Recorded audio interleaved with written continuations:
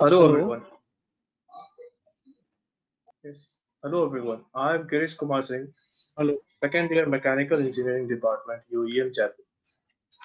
I welcome all the students, teachers, faculty, advisors from UEM Jaipur and different institutions, and ISRE Jaipur team, and all the industry person associated with the ISRE. And above all, I welcome Mr. Gautam Baliga sir, who will be taking session on HVAC for critical places in hospital other than OT. Thank you, Gautam sir, for sparing your time with us. UEM Jaipur has been associated with ISRE chapter since last 3 years, and with the help of ISRE, we have been organizing various talk sessions in field of HVAC and refrigeration, entrepreneurship-based talks, industrial visits, and along with that, students have been involved in refrigeration and air conditioning projects and applying for ISRE grant. So before we start, today we have our Vice Chancellor, Sir Professor Dr. Vishajay Chatterjee with us, and I request him to say a few words about university and the bond between university and ISRE group. Hello to all attendees, all participants present over here. On behalf of University of Engineering and Management, Jaipur, and the IEM and UEM group, and the ISRE Jaipur chapter, I welcome you all to this session by Dr. Gautam Baliga. Dr. Gautam Baliga is the director at Opal HVAC Engineers Private Limited, Mumbai. This is a company which specializes in design and build of pharmaceutical, healthcare, and industrial HVAC systems. He's a graduate mechanical engineer from IIT Kharagpur and has worked with Voltas Limited for 8 years. He's also a partner at RS Kulkarni HVACR Consultants Pune. This firm offers consultancy in pharmaceutical, healthcare, industrial, and commercial HVAC systems. He's an active member of ISRE, in which he has been on the editorial board of the ISRE Air Conditioning and Refrigeration Journal. He is currently the chair for the Healthcare Technical Group, which has been tasked with coming out with guide for HVAC for healthcare facilities this year. So we wholeheartedly welcome you to this session, and we are all eagerly waiting to hear from you, because the topic that you have chosen is a topic of interest for each and every one. HVAC for critical places in hospitals other than OT. So yes, HVAC first of all is a topic of interest for everybody. And when you are talking about hospitals, then it is more attracting all, I believe. So thank you for accepting this request and coming over here. And I thank ISRE Jaipur chapter for taking this initiative. They have been doing always, they are coming out with innovative works, platforms they are providing for the students to showcase their talents. They are always providing recruitment processes they're initiating from their side. So ISRE is really one of the most active, I should say, one of the active bodies amongst all these bodies that we are seeing to function at the current moment. So I really think that Girish, you had a video to show before you start, I believe. Is it so? You can start. You can do the needful before you hand it over all to our speaker for the day, Dr. Gautam Baliga.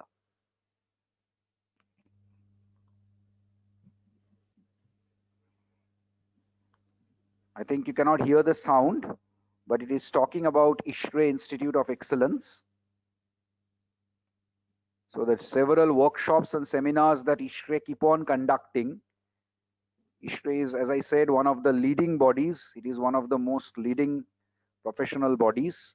It is talking about ISRE certified professional also, in which several things like AC design and all those courses can also be taken under ISRE to become a certified professional of ISRE. It's a part of the regular activity that is showing in the video. They conduct exhibitions regularly, as you can see over here. Several exhibitions are conducted from their side. These are the exhibitions, and the different companies, they come up with their products. When they conduct these exhibitions, the different companies come up with the latest products, especially in this field of refrigeration, air conditioning. And as you can see, the Acrex Hall of Fame where they did it. This is the Build Fair Alliance, the whole thing that you have seen. Okay, so these are continuation of the different fairs that they conduct. These are some seminars, symposiums that they conduct regularly. And as I said, they are one of the leading professional bodies in this field of air conditioning and refrigeration.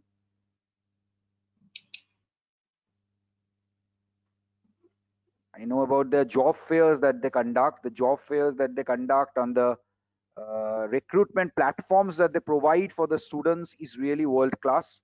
All top companies, all industry giants come over when they conduct this. Aquest is another leading thing where the students can showcase their talents. Industries can also showcase their talent.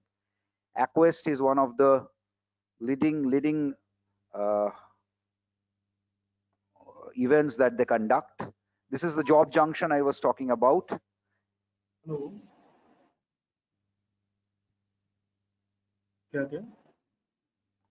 So this is they also engage with the kindergarten students.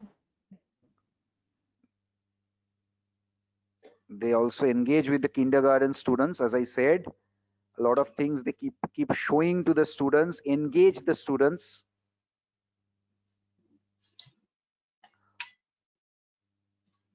Okay.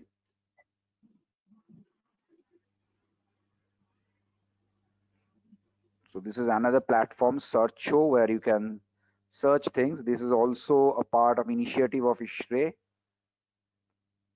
Several national and international bodies are associated with ISHRE, as you could see.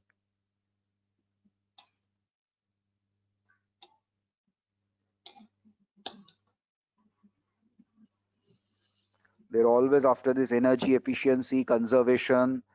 They have taken a lot of initiative in this. Yes, and a sustainable future that they're building. So thanks to ISHRE, the Indian Society of Heating, Refrigeration and Air Conditioning. So thanks to you. Yes, you're building a sustainable future. So Dr. Gautam Baliga, I think it's all over to you now. Is it Girish? So Dr. Gautam Baliga should start now. Actually, sir, if Mr. Alkendra Singh sir can say something about okay, Mr. Alkendra, can you kindly unmute yourself? You're self-muted. Can you kindly unmute yourself?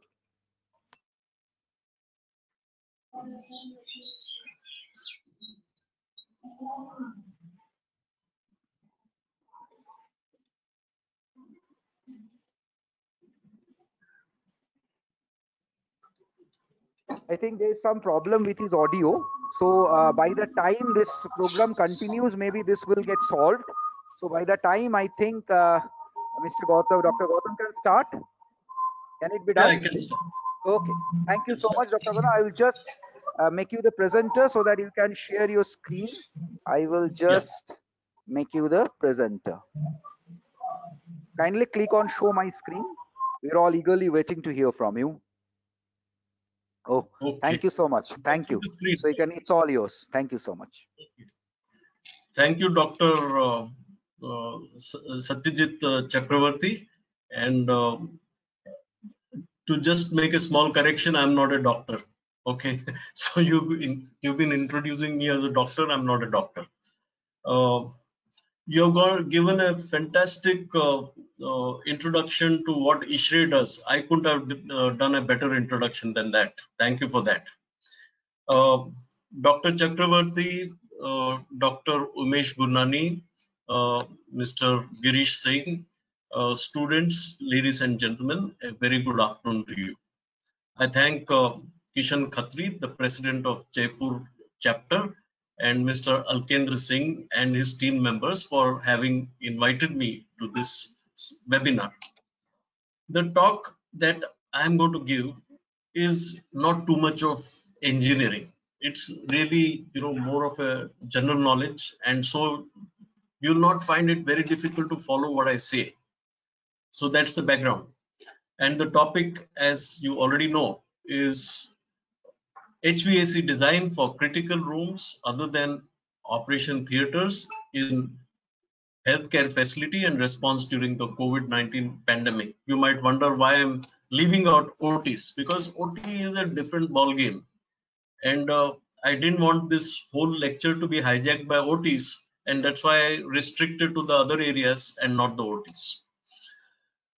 It is becoming increasingly clear that the effect of the pandemic on healthcare systems will go far beyond the disease itself.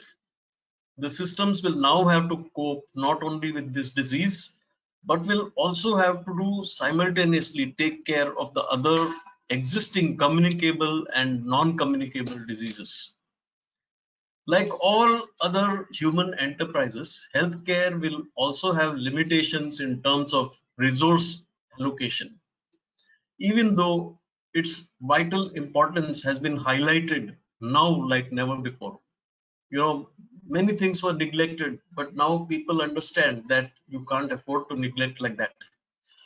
The patient, who is the customer, will also have to find it affordable. Whatever things that we are talking of, it has to be affordable.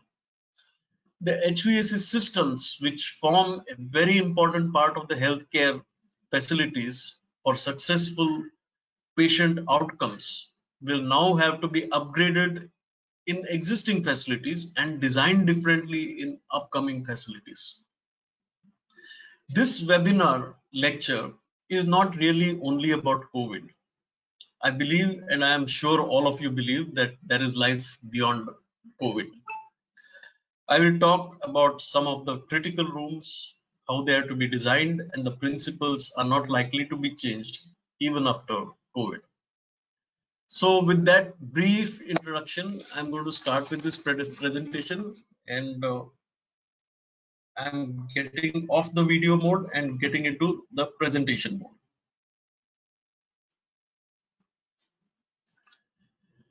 You can see my screen, right? Hello? Yes, sir, we can see your screen. Yeah. We Okay, can see your great. screen. Yeah. So I'm going to talk in this fashion.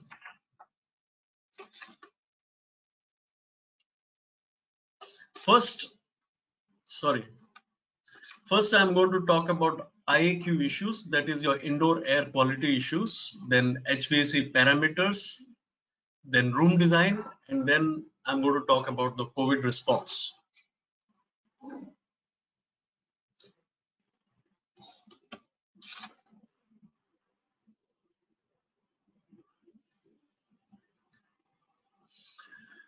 Major IAQ issues. There are going to be toxic chemicals in the air. Important indoor air parameters for commercial buildings and public places are CO2, that is your carbon dioxide, carbon monoxide, nitrogen dioxide, ozone, formaldehyde, TVOCs, radon, respirable particles, and total bacteria count. These can adversely affect our health with various degrees of severity, ranging from SBS, that is your sick building syndrome, and BRI, building related illness, such as pneumonitis and cancers.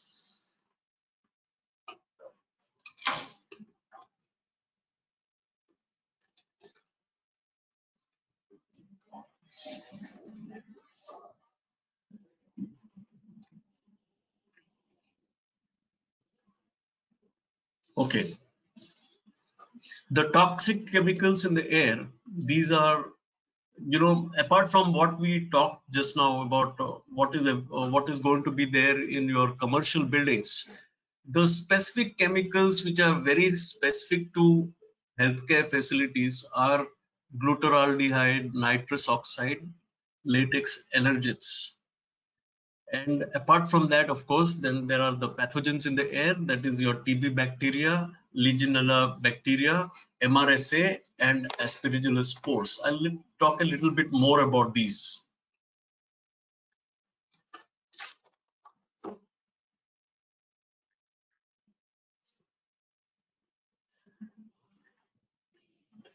I'm having some problem, it seems.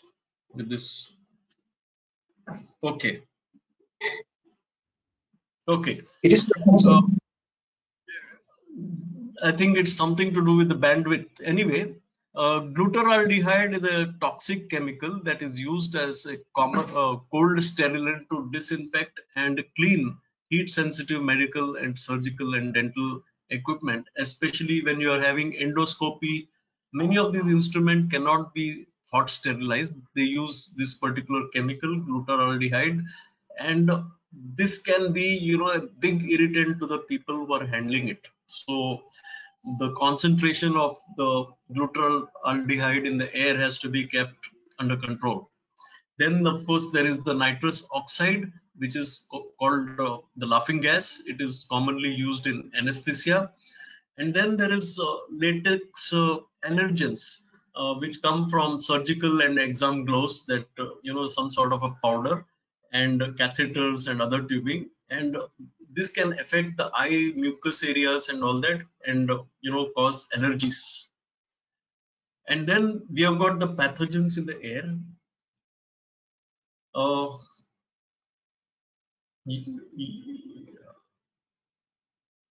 Okay. The pathogenic bacteria in hospitals are about, mostly in the 1 to 5 micron, which can be suspended in air, enabling the disease to be transmitted easily.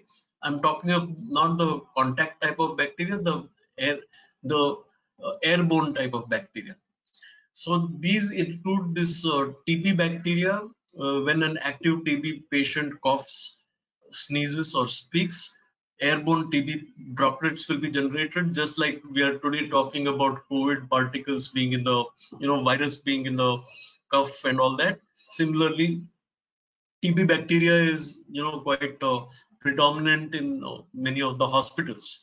Then we have got the Legionella bacteria. A common source of this bacterium is in the hospitals is the water mist that is discharged from the cooling towers and then drawn into the indoor environment through the outdoor air intake. Basically, this particular bacteria, it thrives at temperatures like 28 degrees centigrades to something like 35 degrees centigrades. And, it's common in many of the cooling tower water. And if there is a spray of that water, and you've got fresh air inlet anywhere near that, this gets communicated to various areas in the hospital and can cause, the diseases it causes can be quite serious.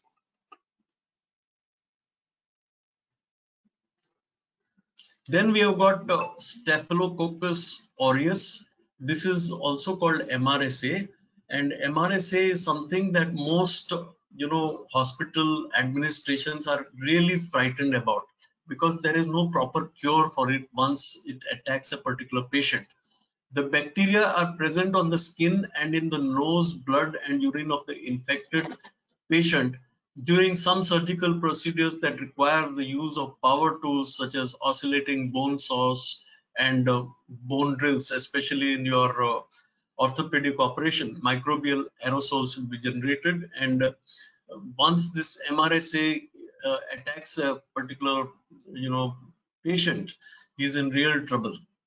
Then we have got the aspergillus spores. Hospital renovation. Any hospital you go, constantly some area is being done up, and these are the places which generate this kind of spores. And hospital renovation or nearby construction work are major sources of aerosolized aspergillus spores. The fungal spores from soil, plants, animals, and dust particles can attach themselves to the clothing of healthcare workers or visitors, and then it circulates all over the hospital.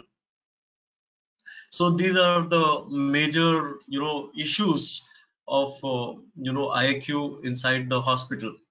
Now we'll talk a little bit about what are the important HVAC parameters that we look at in hospitals. Professor Chakrabarti, am I audible properly and all that, and screen can be seen? Hello? You are absolutely audible, and the screen is also visible. We can see parameters and all those things. We can see. Okay, great. Everything is Okay. visible or audible. Thank you.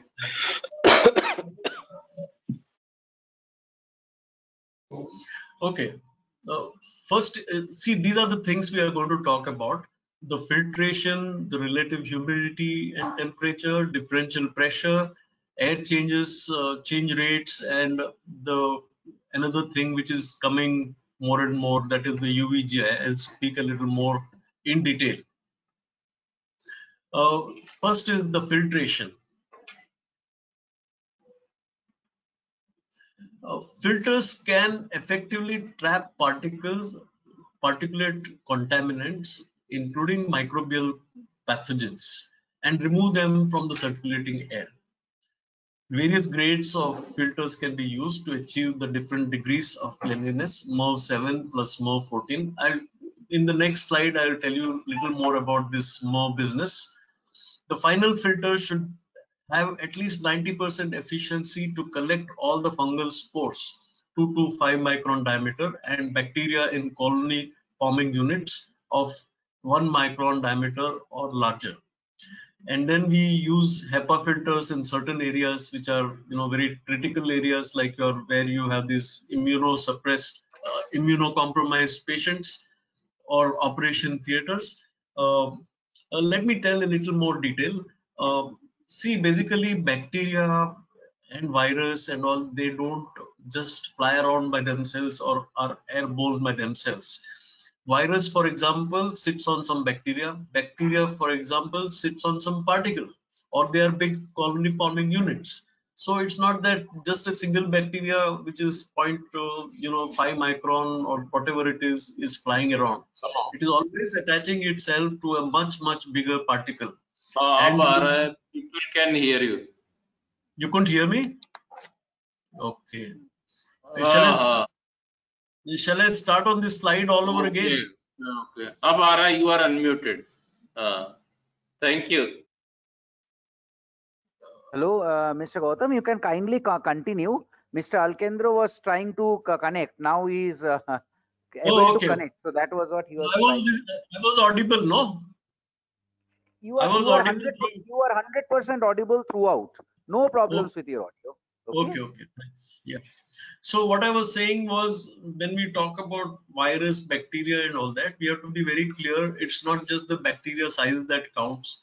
The fact is that bacteria don't fly around by themselves in the air.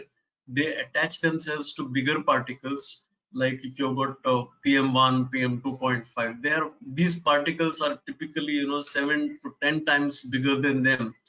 So when you catch the particles, you catch easily all these bacteria. That's the whole concept. So now when you have MERV 7, which I said, and MERV 14, these are the type of filters. This combination can take care of most of the problems inside the hospital. Okay. And then there are critical places where, especially which you are dealing with the immunocompromised patients, or you're, exposing parts of your body in an operation theater. There we use HEPA filters. I've used this particular term, immunocompromised patients. Let me just tell you what that means. When a particular treatment has to be given, some drugs have to be administered, the patient's immunity has to be suppressed. Okay. And the condition of, so that he can accept that kind of treatment, especially if you're doing, even for example, some sort of a transplant, and new tissues or organs have to be put into that patient, then that body has to accept it, and his immunosystem has to be compromised first, otherwise the body will reject it. Hello? Otherwise the body will reject it. So that's why they bring down the immunity of the patient, and that time that patient becomes very vulnerable to catch any other disease, disease for which he has not come to the hospital.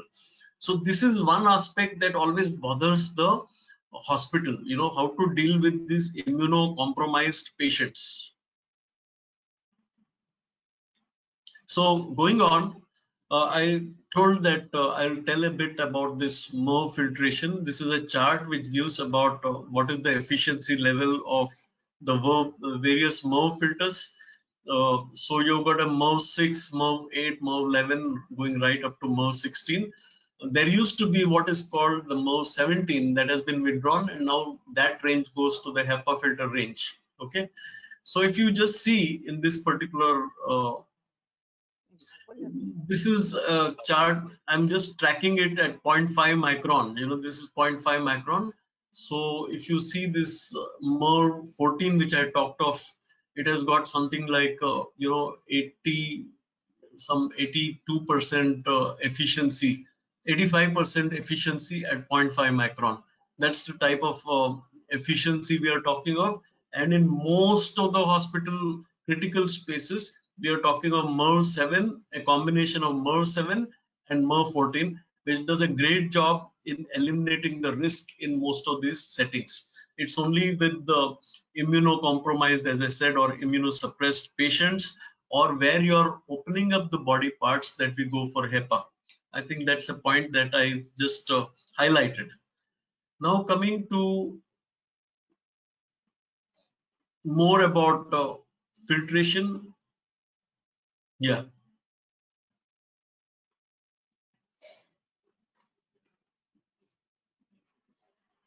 Yeah. Filters will protect from dust and microorganisms. Pollutants will accumulate in the filters, and some of them could act as nutrient substrate for microorganisms. That means that is the food for the microorganisms. So just having filters, is it adequate? It's not adequate. Of course, it is going to collect the dust and microorganisms, but you just remember that there is something called a filtration efficiency. So there is a percentage of it that is going through, correct? You don't want that percentage to be a huge thing. You know, if the accumulation is huge, even that whatever little that is supposed to be going, that also becomes quite huge. So you don't want these nutrient substrates to develop on these filters. So that is something that we have to be cautious about. And how do we address that? I will address that. At the right temperature and humidity, filters can create a suitable environment for the growth of microorganisms. For filters RH greater than 80%, microorganisms may cause problems, and RH more than 90% will surely ensure problems. So the point is that we have to keep the entire HVAC system such that nowhere you'll be exposing air, at least the air filters, to more than 80% RH. Now, is this a problem? Now you'll understand that it is in fact a problem. Why so? You just imagine from your psychrometric chart, after you do the cooling through a cooling coil, what is the RH of that air? After the cooling coil, it's a very saturated cold air, correct? Though it is having a low temperature, the RH is of the order of 95%. Now we have got all these filters like your, MERV 14 and things like that, which are coming after the cooling coil, because you don't want the dust that is generated by the, blower and all that to get through into the main area. So that's why after the blower normally is the place where you keep these, fine filters. So these fine filters get exposed to very high RH. As I said, it could be as high as 95%. So that's the thing, if it is 95%, those filters become very vulnerable to become substrates for all the, pollutants and the microorganisms and things like that. Whereas the filter which is before the cooling coil, that is that MERV 7 which I talked about, which is the coarse filter, that is having RH of something like 60%. That is the room RH. So that is the air that is going into the return air of the air handling unit. Those filters are pretty safe, but the filters which are down the line, downstream of the cooling coil, those filters are very vulnerable to, fungus formation and things like that. So you have to take care that the RH in the system should not go beyond 80%. How do you do that? Of course, we know that if you do heating, it can reduce the RH, but that's a very, may I say, foolish way of doing system design. So what is done in such systems is that you know that let's say you have got a dehumidified air quantity that is to pass through the cooling coil, which has to be, let's say, 4000 CFM, right? So 4000 CFM after the cooling coil is of the order of 95% RH. So what we do is we take an extra air quantity, maybe 1500 CFM, and design the air handling unit for 4000 plus 1500 CFM. So that makes it 5500 CFM. So with 5500 CFM, what are we trying to do? The air that is bypassed, that is having RH of something like 60%. That mixes immediately after the coil. The downstream of the coil was 95%. The mixture of these two will have to determine from your psychrometrics that it has to be kept under 80%. That's the way we do it. That means we don't go just by your dehumidified air quantity. We have to take a little more air which is bypassed as part of your system design, so that the air which is going through the fine filters and of course the duct beyond that is not going to be a place which becomes a place where you have accumulation of all these microorganisms. I hope you have understood that particular point. So now we come to the other aspect of the IAQ in hospitals, the RH and temperature. Okay. So I've covered field filtration. Now we talk a bit about RH and temperature. Okay. See how RH is going to affect us. The upper respiratory tract produces mucus that traps particles before they are pulled into the vulnerable lungs. You know, the mucus in your respiratory tract has a huge role to do as a part of your natural filtration system. So when the air is dry, the mucus dries up and traps fewer particles, obviously.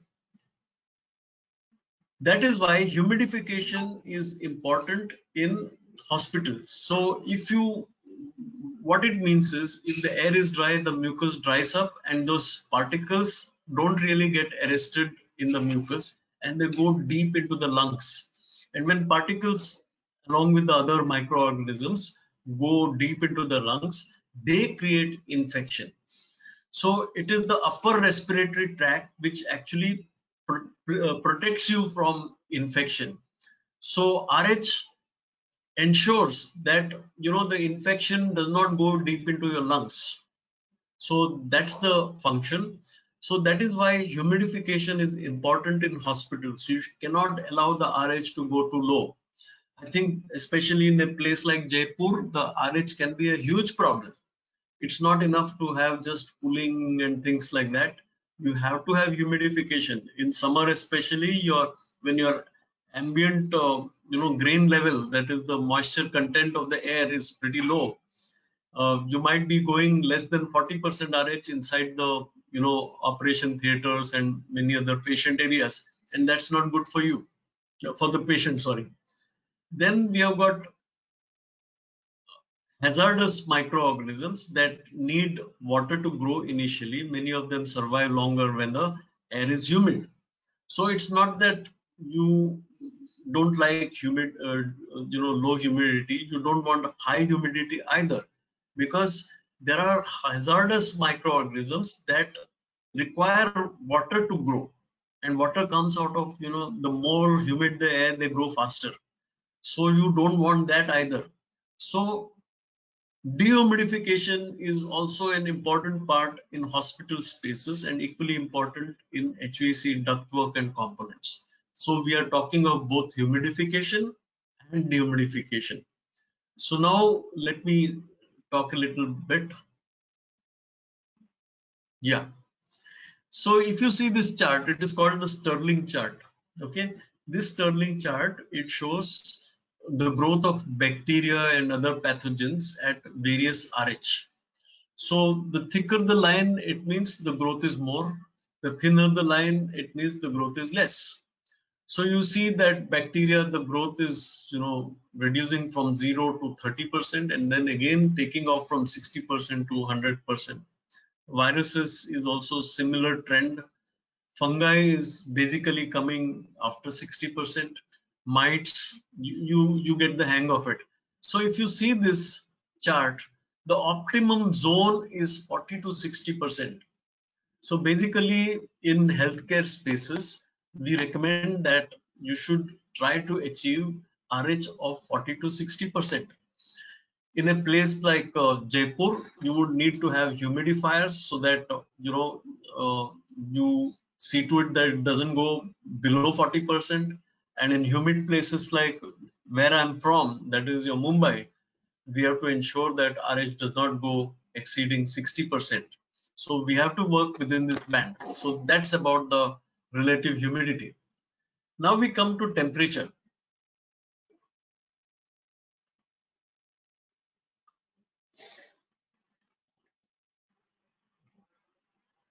Okay, the patient's thermal well-being is largely a function of temperature, not humidity. Actually, people immediately sense something and say they're not feeling comfortable when the temperature is not okay. Humidity takes a little while. The tolerance level for humidity for humans is much more. The patients in both clinical and inpatient facilities may be very scantily dressed or without clothes, and sometimes for long period of time. Why so? I mentioned something about these, immunosuppressed patients and things like that. When they are in a particular room, and even the rug that they wear, that they have to put on, that becomes a source for infection, because their tolerance limit for any type of infection is very, very low. And all these rugs and all these things are also as bad. You don't know where the infection is going to come from. So many of these people will be very scantily dressed. And if as air conditioning engineers you start designing something for 24 to 24 plus minus 2 and things like that, it may not be good enough for these people. If you yourself try to sleep the whole night without anything, any dress on, or scantily dressed, you'll find how uncomfortable it is to while your time. So it is very important that you should be able to design your system that can give them higher temperature if they choose to.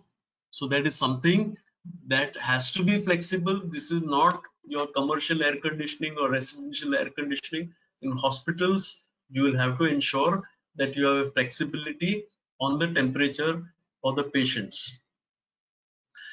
In a variety of diseases or injury, patient metabolism or fever can interfere with body's ability to regulate heat. So that's why that person who's the patient might want to regulate the temperature inside to make himself or herself more comfortable. Within operation theaters and emergency department, healthcare workers often wear layers of clothing. There can be as many as 3 layers of clothing, and it's impossible to work when the temperatures are high. And earlier they used to wear these cotton based fabrics and all, but these actually they are so permeable that all this all that skin flakes and all can tend to come out. So today what they use is mostly polyester based media, which is used for these clothing. And being so impermeable, these clothings don't breathe and you feel very hot inside. So unless you take down the room temperature to something like 18 degrees centigrades, in especially these operation theaters, these surgeons and all will say, the healthcare workers will say that we are not comfortable at all. So you just imagine when you're designing these kind of systems, you have to be aware it's not just about 18 degrees centigrades. Simultaneously, you'll have to ensure that you are within that band of 40 to 60% RH. So that's when you look up your psychrometric chart, you'll find that it's quite difficult to do that, because your suction pressures of your DX systems and all will be hovering near the freezing point of moisture in the air. So these become tricky systems to design. So next we talk about one second. Yeah, now we talk about pressurization. So what is one sec. Yeah, pressurization has something to do with the contamination control.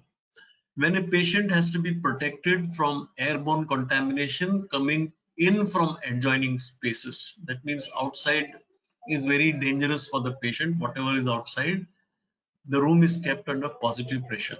That means air from inside can exfiltrate into outside, but uh, air from outside, which might be containing a lot of diseases or even little bit of disease, should not be going into the patient area. So these areas are called positive pressure areas.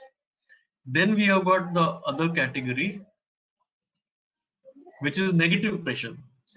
When adjoining spaces need to be protected from potent drugs, nuclear medicines, or patients with airborne infectious disease, suppose the patient has got an, TB, as we said, you don't want that air from the room to go outside. Even for COVID patients and all, we follow the same principle that these are highly infectious patients, and so the air from the room should not be going outside. So these rooms are kept under negative pressure. So air from outside can infiltrate inside, but air from inside should not be allowed to go outside. That's the principle. Then we have got this concept called UVGI, that is ultraviolet germicidal irradiation. UVGI is, as I said, ultraviolet radiation, which is used to limit the growth of microorganisms in the AHUs.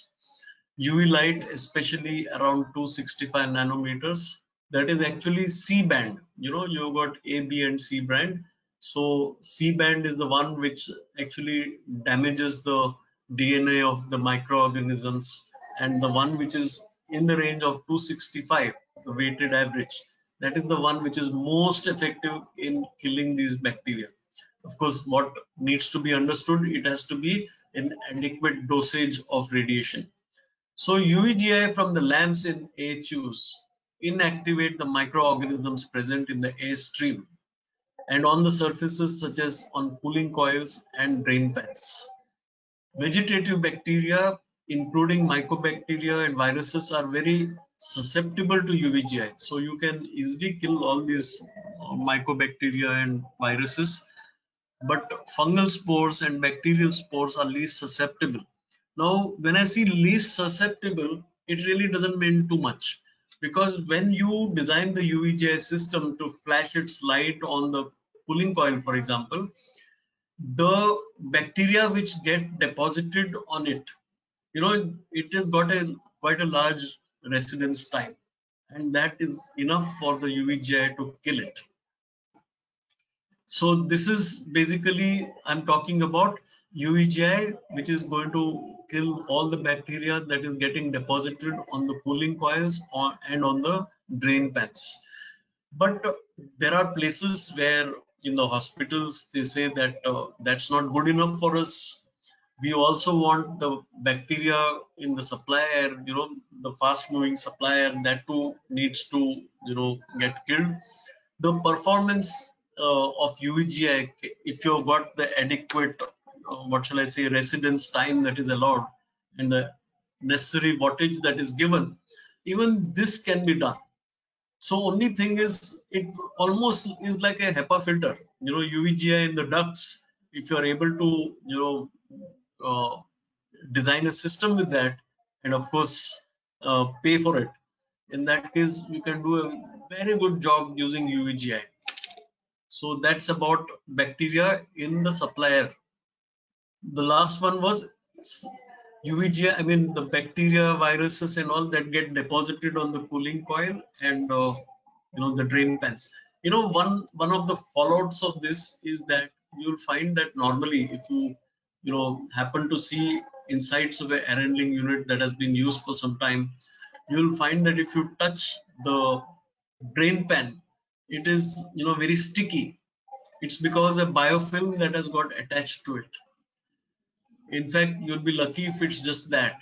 Mostly there is a lot of fungus and all, it's green in color. It's not just a biofilm, it is layers and layers of biofilm. Same is the case with cooling coils. There is biofilm. What is a biofilm? You can just pour in water into a bucket and leave it for a day and touch the sides of the bucket. You'll find that it is sticky. That is your biofilm. So in AHUs, in the cooling coils, when you have a biofilm, that biofilm becomes heat resistance, it's like a insulator. So by eliminating those biofilms, actually your efficiency of heat transfer goes up quite a lot. Actually, if you see some of these ASHRAE documents, they are talking of quite a good amount of energy saving scope by elimination of biofilm on cooling coils. They are talking of quite big numbers, 15-20% of improvement of heat transfer by eliminating those biofilms. And of course, that biofilm elimination is only a byproduct. The whole goal is to eliminate it so that the indoor air quality inside the area is improved. The next thing is, which we do in hospitals, is we talk in terms of air change rates. How many times air in the room is replaced each hour has a big role to play in diluting the toxic chemicals that I talked about and the pathogens. See, toxic chemicals, there are so many methods. The other method might be, putting the suitable type of, chemical filter. It's already very cumbersome. And then you've got pathogens in the air that also need to be. So basically, by having adequate air change rates, you're getting into a process of either filtration or dilution. Let me be a little more specific. When we use fresh air makeup, it is used for dilution process. It also aids in the pressurization process in conjunction with the exhaust. So we talked about room being positive. How do you do the positive? The supply has to be less than the return, then only the air will exfiltrate out.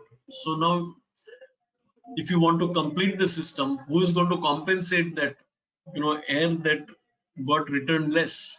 So it's the fresh air. So addition of fresh air in the makeup, it aids in the pressurization process, and as I said, it also aids in the dilution process, whether that dilution is required of the pathogens or in the toxic chemicals. Both get help by having this fresh air. So the other thing that happens is when you have recirculation of air, more number of times you're churning that air through the filters, it gets more and more strained out of its, not only the dust, it also strains out all the bacteria and so on and so forth. And also it creates a movement of air in the room. So now if you go to the next chart that I'm showing, it just shows time required for removal of efficiency of 99% of the particles that are inside the room. If you were to have 2 air changes, the time required for removal efficiency of 99% in terms of minutes is 138 minutes. Whereas if you have, let's say, most of these spaces, we talk of 12 air changes, you require 23 minutes for 99%. That means suppose you have generated a particular amount of contamination in an area. If you have 12 air changes within 23 minutes, that contamination has been reduced to 1%. Then if it is of course 50 air changes, it is in 6 minutes you get this 99% reduction. So in healthcare spaces, you will always find that we talk in terms of air change rates for fresh air as well as for the recirculation through the filters. So as I said, in most places we talk of 12 air changes. Now we talk a little bit of air design. I have covered all the parameters. I would expect, there's no way I can see you guys, so I'm just saying that I expect that you have understood the importance of the various parameters that I've talked of. That is your temperature, RH, how it's important in the healthcare background, and the pressurization, and the air change rate. Sorry to bother you. I just heard that you are you're saying that you are unable to see anybody, but I request everybody, if you are interested to ask questions, that can be done orally. Like if you want to ask questions, you can raise your hand. In that case, we can unmute you and you can ask questions if needed at the end of the session. Okay, so that is something I wanted to just communicate to the audience while you are talking. You can proceed, sir. Thank you. Dr. Chakravarti, in college, when I was attending, the professor could see whether we are sleeping or not. That facility Right. we don't have. Yes. Anyway. Right. But sir, you can definitely throw questions for the attendees and see whether they are sleeping or not. Okay. Thank you. So please continue, sir. We are actually engrossed into it. We are really enjoying this whole thing. There is a flood of questions in the question box. There are many questions. So once this is over, we will just read out those questions. Thank you. So now we talk about room design. How do you actually go about the room design in these critical spaces? So first in this list is AII, that is airborne infection isolation. That is the negative isolation room, which is now very, very famous because of COVID. Earlier, a typical hospital which has 100 beds would have just 1 or 2, negative isolation rooms. But now with the COVID setting in, people are finding that this is totally inadequate. So future hospitals will have to look at means of converting, the regular rooms, into negative isolation rooms at a short notice. Okay. So now let me tell you a little bit more about the AII rooms, airborne infectious isolation room. Then we have got what is called the PE rooms, that is the positive environment isolation rooms, that is the positive pressure. You remember that small thing which I showed you, where you keep negative pressure and where do you have positive pressure. So PE rooms are the positive environment rooms. Then I'm going to talk about ICUs, that is intensive care units, then emergency rooms, quarantine rooms, and COVID-19 room conversions. So this is what by and large I'll be converting. I won't really talk about those lab rooms, this room, that room, and all that. This is what we'll talk about. So we have got these isolation rooms, that is airborne infection isolation rooms. This is how the air pattern is. This is the room, right, where the patient is, and you've got the air that is being, covered on him, and then the room, the air exits like this. And since this whole thing is negative pressure, the corridor air slips in through the, the door gaps and all that. And similarly, part of this goes through, this exhaust, grill that is shown out here, and part of it goes into the bathroom, toilet, and all that, and there is an exhaust. So AII rooms are meant for TB patients, COVID-19 patients, smallpox, and other infectious disease carrying patients. Negative pressure is required. Clean to dirty access in the room towards the patient. So now I'll talk a little bit more about that. There is another thing. These are the, what is recommended, the temperature, RH and all that. But as I said, negative pressure is, 2 air changes is outside, and minimum recirculation, as I said, is 12 air changes. This you will find it in most of the room, the same type of parameter. AI rooms can be in 2 formats, that is recirculatory type, and this is not at all recommended for COVID-19, and once through type. Okay. Now I'll tell you how these diffusers get located. Use HEPA at supply terminal with class E non-aspirating diffuser. What is a non-aspirating? That does not have too much of turbulence. It's not your regular diffuser that you see in your, office areas, or I don't know, air-conditioned classrooms, perhaps, I don't know. Mine were never air-conditioned, but all these areas have got that normal diffuser. Those won't do for this place. What you need is non-aspirating. That means it's almost like a laminar flow that is coming out. No turbulence, because turbulence is also going to collect dust. So now what is done is that air is, being supplied. This is the plan of the area. It is supplied here. This is the airlock. This is the airlock. This is where you're supplying the air. This is the bed, and this is the return air riser, which is collecting at the low level. So just imagine that in this zone, your the healthcare workers, the doctor and all will be going around, correct? So these people who are here, who are attending to this patient, should be very much safe. Apart from the PPE, PPE has got also limitations.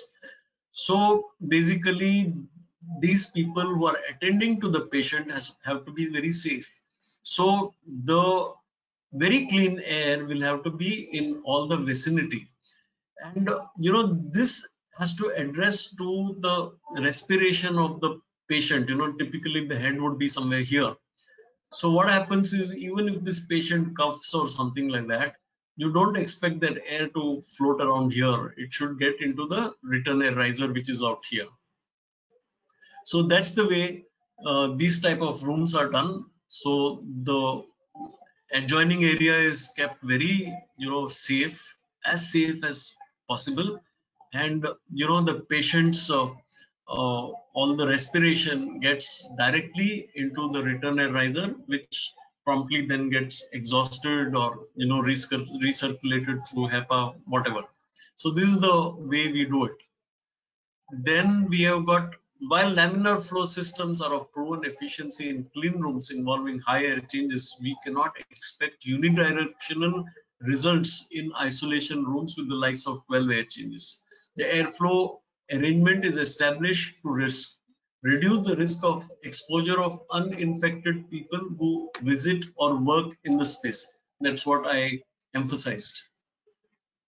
Exhaust should be discharged high up in the air for dispersal without short cycling into fresh air inlets, or else through minimum HEPA air, because this air which is going out of the room, if you're exhausting it, you can't just exhaust it anywhere. You'll have to either take it high up into the air and then disperse it, or you'll have to let it out through HEPA filter. That's the way you'll have to treat this air.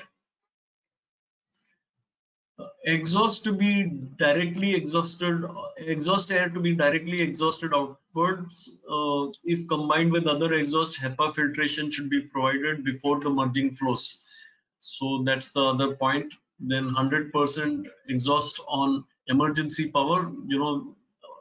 The point is that you don't want ever that this room should have a neutral pressure when there is a power outage and the air handling unit stops. So you want to ensure that even if the air conditioning is not there, the exhaust blower is always on, and that's through your emergency power. And you have to always continuously have a pressure monitoring. Earlier we used to have just those magnetic gauges, but today it's not considered enough. If the pressure has gone down, there has to be an alarm and someone has to attend to it. Anteroom, which I said, I'd shown, that is a preferable thing. You know, this is the anteroom. So what happens is, if if this anteroom was not there, when you open this, there is a tendency that if it's opened, then the pressures equalize after some time, and this whole pressure regime gets compromised. So when you have an airlock, you open first this, then you close it, then you open this, and then go in. So always this negative pressure remains intact all the time. So just going back, we talked about AI rooms where we are bothered about others not getting infected by the patient. But then there are some patients who are themselves in an immune compromised condition. Imagine a COVID patient who has got AIDS. Now you can't say that let the outside air get in. So you have to cater to these kind of patients at times. So what is done is, you have this anteroom which is here, and this anteroom is positively pressurized with respect to this. Okay, so this room ensures that outside air is not what goes into the patient room. It is this anteroom air, which is the treated air. Only this good air will find its, path into the room. So that's how you address AI rooms with immune compromised patients.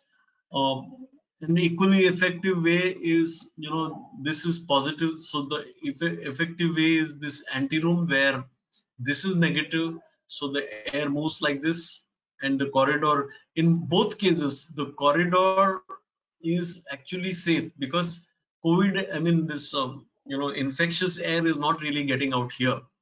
Okay. Here also it's not going out into the corridor.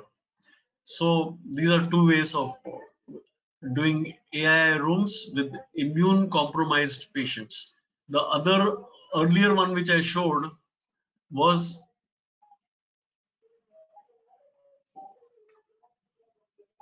this one was for a not an immune compromised patient. Otherwise he has no other problem, or he or she has no other problem except for that particular disease. But this type of patient, which I said, typically an AIDS patient having COVID, for example, putting in a AI room by itself would not be adequate. You'll have to put in something like what I've shown out here. So we move on. We talk about AC systems for protective environment isolation rooms. So here we have got, it is meant for high risk immunocompromised HIV patients, organ bone transplant, marrow transplant, and other highly susceptible patients. Their immune system is so very low, they can catch any infection. They have been reduced to that particular state, in bone marrow and highly susceptible, only in this, they're naturally like that, HIV patients. So they have to be under positive pressure. And actually these patients are not a problem for others. They can't really, give infection. They don't have any infection. So they don't give infection to others. So they have to be under positive pressure. So again, we talk of similar temperatures and to air change outside air, minimum recirculation. Unidirectional supply air is recommended with group E non-aspirating, which I've explained, at low air velocity. Air is exhausted at low level towards the entrance. Now the whole concept has changed. You just see the airflow here, just 1 minute. You remember this HEPA filter was somewhere here in the case of the, negative isolation. Now it has gone here. Why so? Because you don't want any of the healthcare's even little bit of disease to get on to this patient. So this patient, his respiratory, system is always under the influence of the HEPA filtered air. So the air that is going to breathe is going to be pure, and all this air gets in this direction, you know. So it's not just about having a pressure, even the air direction has to be right. It's not just having a positive pressure and you move this HEPA here and this riser here, it won't do. So you get the general hang of things. So in this particular case, as against the earlier case, we had the exhaust in the emergency power. You have supply air fan in the emergency power. Continuous power, pressure monitoring is required. Anti-room may be preferred. So that's about these kind of rooms. Then we have got the intensive care units. Again, you'll find similar thing, you know, to ACH. Of course, here the recirculation air has been reduced, and we can have positive, negative, or neutral type of ICUs depending on the type of patients that have been cohorting out there. So positive pressure and HEPA filters may be preferred in some ICUs for caring for a large number of immunocompromised patients. Negative pressure for infectious patients, that is COVID-19. There will not be recirculation of air. If at all we are talking in terms of recirculation, we have to put HEPA filters in the return, not in the supply. Why in the return? Because anyone wants to work on that air handling units, it's impossible if the return filters and cooling coils have been subject to the room infectious air. So HEPA has to be in the return. Then in some hospitals, they prefer low-level side returns and exhaust to establish an air pattern from supply air across the patient to low level. You know, we talked a little bit about this. So this is about the intensive care units. Now we talk about emergency rooms. The emergency room is point of entry to a hospital for undiagnosed patients. So basically, the patient comes in and they are in a hurry to admit that patient into the hospital. You don't know exactly what is wrong with that patient, but they have to take that patient in. Some of these patients could be having infectious diseases like tuberculosis, or have other medical conditions like trauma, broken bones, lacerations, etc. Emergency rooms will need to have HVAC systems that require minimum maintenance and for 24/7 usage. So the last thing you want to say is that the AC is down. You know, you really have a problem in these kind of rooms. Emergency room waiting areas must be 100% exhausted. This is because of you don't know what type of patients are out there. So you wouldn't like to, you know, recirculate this air. And if again you want to recirculate, then you make sure that you've got HEPA in the return in order to protect the patients and staff from the infectious patients. So that's then emergency departments may in addition have dedicated isolation rooms, trauma rooms, you know, decontamination rooms, which are meant for people who have got affected by chemical spills. Then isolation rooms will be under positive pressure AI type as per the guideline. You know, it all depends on the type of hospital, you know, that is there. Trauma rooms. You know, I'm not talking about just the specialized isolation rooms. Even the emergency department will have to have these kind of rooms, especially the big hospitals would have these rooms. So the decontamination rooms will be under negative pressure, obviously, because all this, you know, chemical containment has to be there. Pandemic response, the emergency rooms should have provision to be switched over to 100% fresh air mode with 100% exhaust, and the patient equipment will have to be accordingly sized. Now we talk a little bit about COVID response. I hope, you know, whatever I've told till now has got some gives you some sort of a glimpse into what goes into air conditioning of various spaces in a hospital.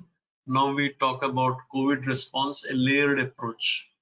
That means how do you progressively increase your, you know, response to the risks that are coming in because of the pandemic.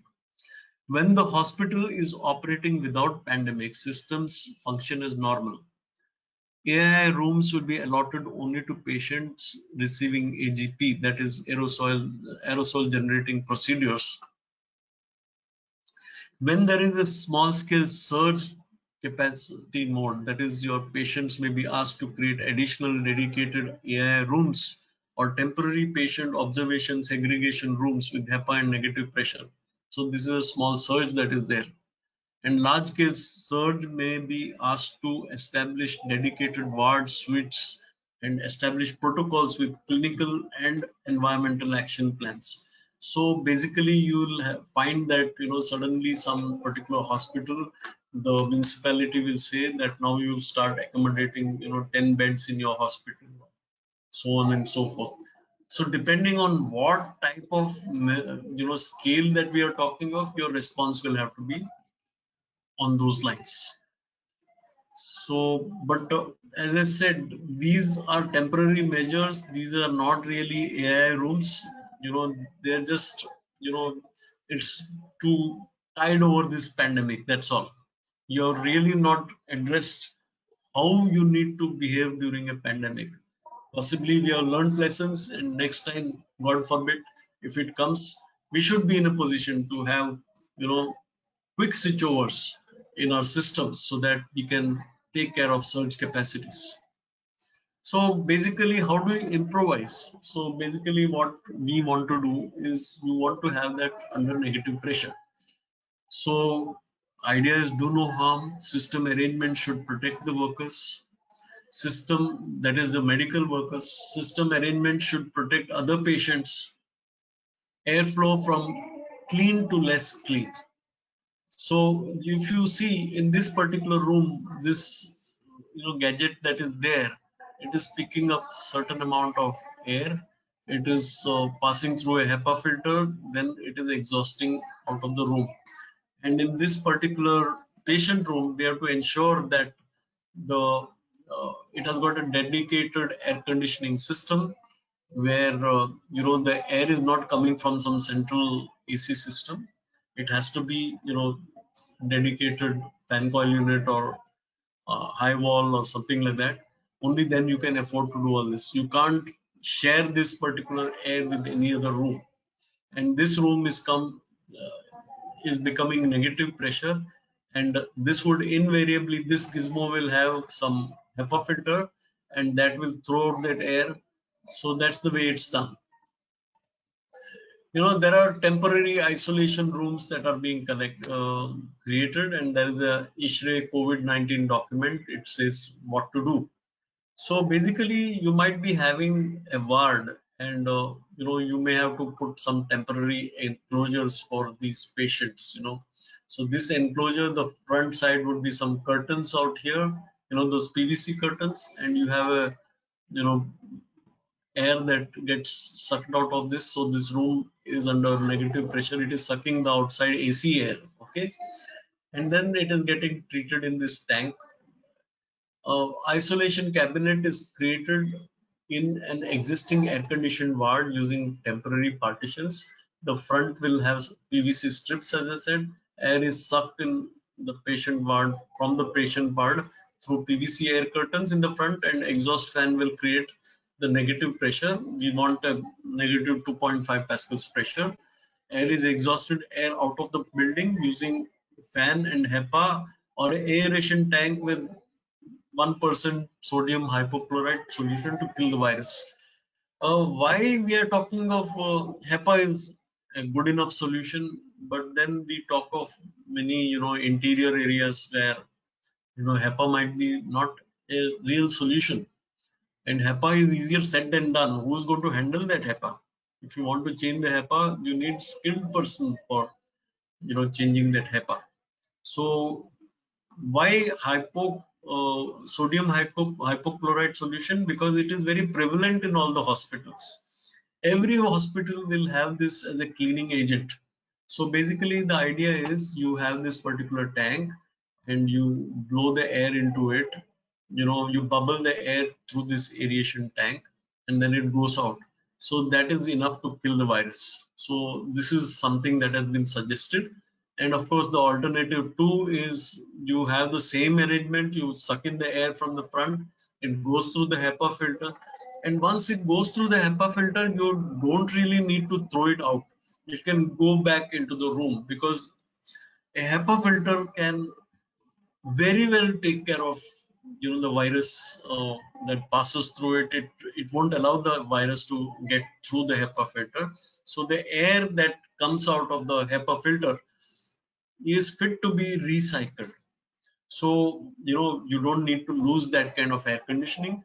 So in a ward, if you've got an air conditioning system, and you have created these temporary enclosures, and you have this exhaust fan with the HEPA filter, you can throw back that air into the ward itself, and it does not really increase the AC load inside the area. So that's what I've explained. So inside this, we are creating the negative pressure, and we are talking of HEPA, that is H13 grade, that ensures a 99.97% efficiency and things like that. So it's safe to put that air back. Then we have got quarantine facilities. You got quarantines like this. NCCD guidelines for quarantine require social. What are quarantines? Quarantines are basically for people are not sure whether this guy has got a COVID or something like that. So just they are suspects, and this is as per the NCCD guidelines, that you can have that good ventilation in the area, and ensure that there is a distancing between the patients, and it's good enough. So now what happens is, if it is a air conditioned room that is being used as a quarantine, in that case you have to ensure that the AHU which is feeding into this area should not feed any other area. So you have to cut off all other supplies and restrict to only these. Close the return air outlets and run in 100% fresh air to achieve 5 to 10 air change preferably. Use exhaust fans to maintain the area in negative pressure. Supply should bathe the patient, and exhaust to be led away from the patient. If air conditioned with unitary equipment, many times you find that especially in the smaller nursing homes, there will be only some high walls and splits. What do? So we say that when final, you have to live with the reality. You have exhaust fans to maintain the air in negative pressure, and because of this, you automatically induct fresh air from the adjoining spaces into this area. See, the main thing is, you want to reduce the viral load. As I said, the more fresh air you give, it will reduce the viral load if it is there. So if you don't put that fresh air, the viral load will go on increasing. So it is here that these exhaust fans have a particular role to play. So post COVID, these are just what shall I say, some thoughts that I'm sharing. Many of these hospital spaces today, much against the recommendations, have got false ceiling returns. So new hospitals should have only ducted returns. Then critical systems to switch over to once through format, even at high temperatures. You should be, in pandemic, you should not get into a panic mode and do this and that. Your system should be built that, okay, it's a pandemic, let's have it once through, and you will have to figure out how to, have your fresh air ducts in place and exhaust air ducts in place. Both lower and higher limits compulsory, that is 40 to 60% RH. People have not been ensuring this in many of the healthcare facilities. More patient rooms for easy conversion to positive or negative isolation with addition of temporary HEPA or air purifiers. Filtration grades for AHUs to improve from MERV 7 plus MERV 14 to higher grades. This is something that is even now being debated. So these are things that are thoughts in mind for future hospitals, and how to plan the surge capacities. So we should not really get caught unawares next time, God forbid, it comes. These are just the references from which I have, taken parts of my presentation. So I think with this I end my presentation, and if you have questions, I would rather that these questions are moderated, and someone could help me with the questions, and I'll try to answer them.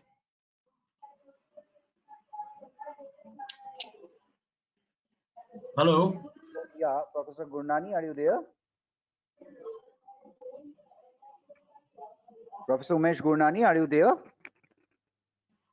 Okay, so I don't find him. Anyway, I will Yeah. just quickly go through the questions, sir. Yeah. The questions, I will try to keep it the minimum one. Okay, one question, two questions from Dr. or Professor Arun Kumar Chatterjee. He's a mathematician. So does the pressurization of rooms affect the blood pressure of patients in such rooms? I'm not sure whether, is this the question? Does the pressurization of rooms affect the blood pressure of patients in such rooms? Okay, that is one question. Another question is, germicidal UV is also adverse to humans in such confined environments or not? That is what he asks. Okay, so I'll answer both the questions. If you see what is the atmospheric pressure, it is 10 to the power of 5 pascals. Correct me, doctor. I think you're more of an academic than I am. It is 10 to the power of 5 pascals, and we are talking of 2.5 pascals. So Yes, it's a different scale that we are talking of. But that absolutely. 2.5 pascals plays a huge role in the direction of contamination, but it has got, you don't even feel anything. What is 2.5 pascals? You won't know whether it is there or not there. So it has absolutely no effect on the uh, whether a person is normal or even having high blood pressure, low blood pressure. 2.5 pascals, when you compare it with 10 to the power of 5 pascals, it is peanuts, not even a speck of a molecule type compared to a huge mountain. So I think that's first part of the answer. The second part is UVGI. UVGI, if it is exposed to any human being, it is very dangerous. So when you are putting UVGI, it has to be, the line of sight should not be there. So UVGI, when it is put inside the AHU, of course that light doesn't come out.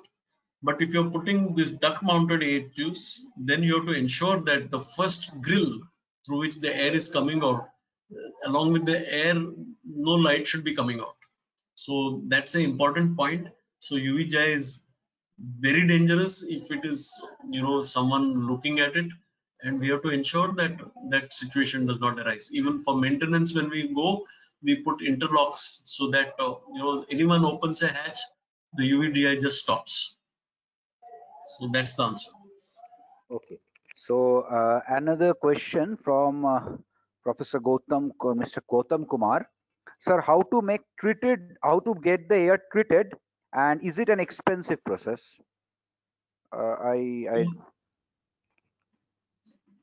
Treated, treated in what sense, Mr. Gautam Kumar? I think you can reframe your question. So should I go to the next question? Khyati Pagdar.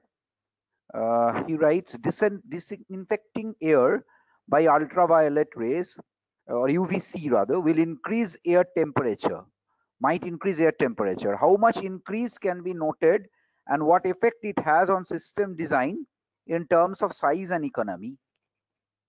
Okay, let me just say that I'll just give an example.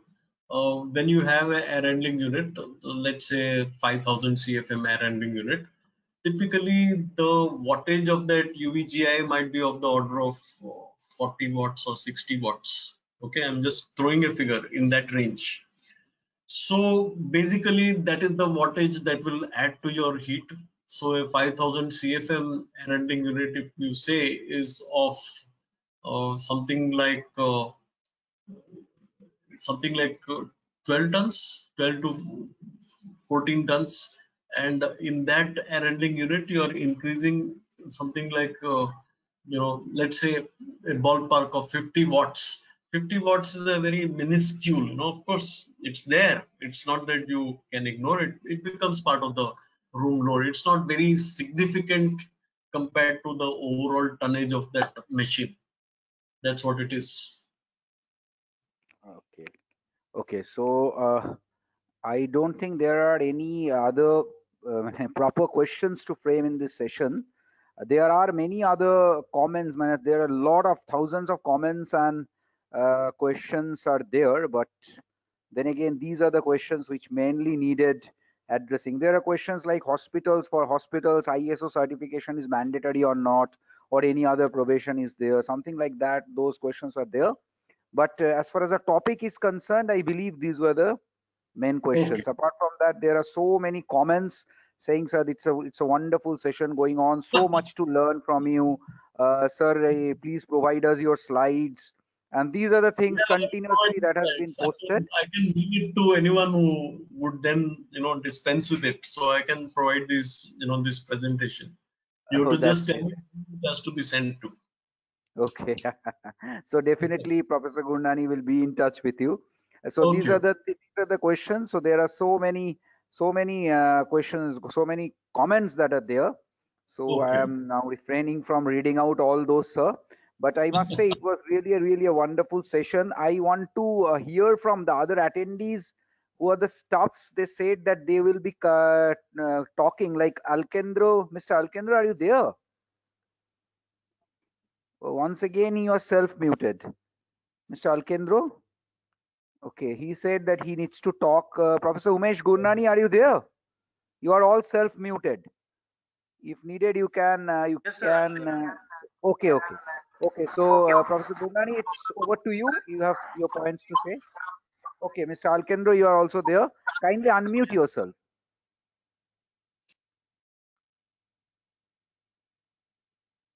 You are muted. Kindly unmute now. Hello. Yeah, now you are Hello. audible. Yes, now you are I'm audible. audible, sir. Yes, now you are First audible. of all, good evening to all of you, sir. And I'm thankful to Gautam Balika, sir, for giving such a wonderful session to Jaipur Research Chapter, and have been beneficial to the students of UEM as well as faculty advisor and other professionals connected to the. And it was good to see the strength of 104 participants. It's a and very good and flooded comments came from the participants also, and I am thankful to Gautam Balika sir for accepting our request and delivering such a wonderful information center for the students, faculty and professionals in the COVID era, and they were eagerly to learn what you have delivered. And naturally they have some questions that has been answered, and they have learned and we have learned a lot of from your lecture, sir. I'm thankful to UEM faculty and institution for organizing such a selected topic for delivering lecture by Gautam Balika sir. I'm thankful to the students, president of the UEM student chapter, and Girish Singh for organizing such a topic, selecting topic and organizing and coordinating the activities. And I am thankful to Chakrabarti sir, who is coordinating very nicely, who has coordinated this webinar. And finally, I pay my sincere thanks to all the participants, professionals who has given the patient hearing to Gautam Balika sir and has a wonderful session. And wishing him also all the best from the Jaipur Research Chapter. And last but not least, I thank to our President Jaipur Research Chapter, Mr. Kishan Khatri, for being coordinating such an activity at the platform of Jaipur Research Chapter. And I request all the students to join ISRE in a maximum number to get opportunity to interaction with the professionals and not only with the professionals, but for gaining, acquiring the knowledge skills, and participation in the national design competition, and sanction for the grant projects. There are so many activities, platforms, as informed in the earlier session of the earlier part of the session. And finally, I pay my sincere thanks to all the participants. Thank you very much. Thank you very much.